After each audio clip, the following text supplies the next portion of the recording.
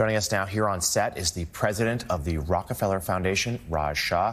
He previously served as administrator for USAID. He's out with a new book titled Big Bets, How Large-Scale Change Really Happens. We'll get to that in a moment. Raj, USAID, of course, you have such a background on moments like this where there needs to be a humanitarian response. So let's just get your take as to what you've seen over the weekend and the need to balance a military operation with a humanitarian one. Well, thank you for having me. And I would just say this attack that killed 700 Israelis is horrific and has been and should be condemned in no uncertain terms.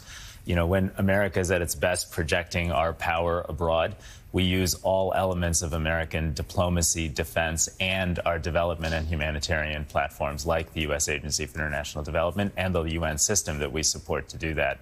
And as the response unfolds, this will be an aggressive attack, of course, from Israel back into Gaza. That is incredibly justified given the horrific terrorist attack into Israel.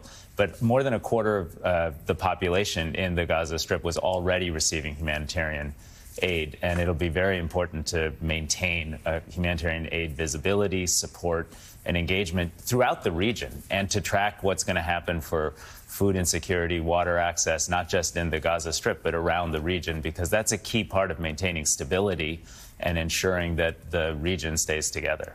Raj, to what extent is it right and proper and necessary for the United States to try to shape Israel's response? Yes, Israel has every right to show that terrorism cannot be allowed to take place with impunity. On the other hand, there's inevitably going to be civilian casualties, collateral damage, given how densely packed the Gaza Strip is. So what should the United States be doing here? Is it legitimate for us to go to the Israelis? You should do this, you can do this, but quite honestly, we think this is going over a line.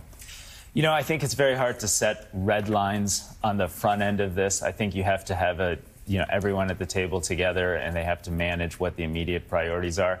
Clearly, in order to enable Israel to have a strong and effective response that protects its own national security, which is clearly President Biden's first and foremost concern, there has to be evaluation and consideration of humanitarian affairs throughout the region. You know, there are very few places, obviously, for people in Gaza to evacuate to.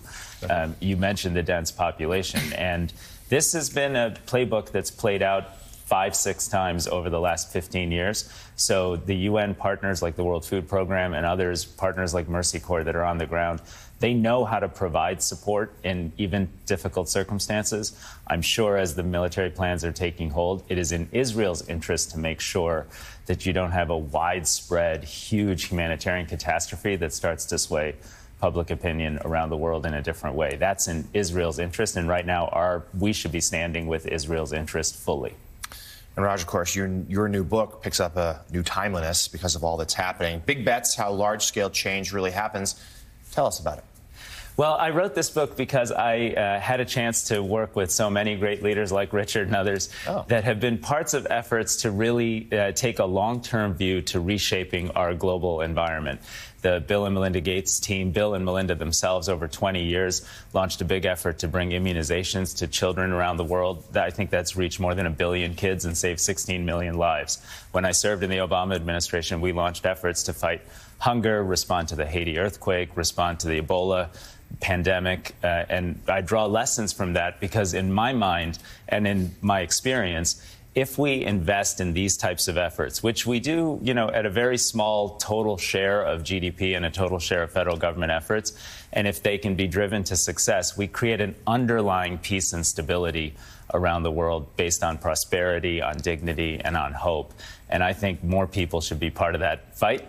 More people should be part of that enterprise. America should continue to lead on global development and humanitarian affairs. And so the book offers some lessons learned on how to do so and hopefully a path for young people in particular to contribute to making the world more safe, more just, and more dignity for people who are otherwise vulnerable.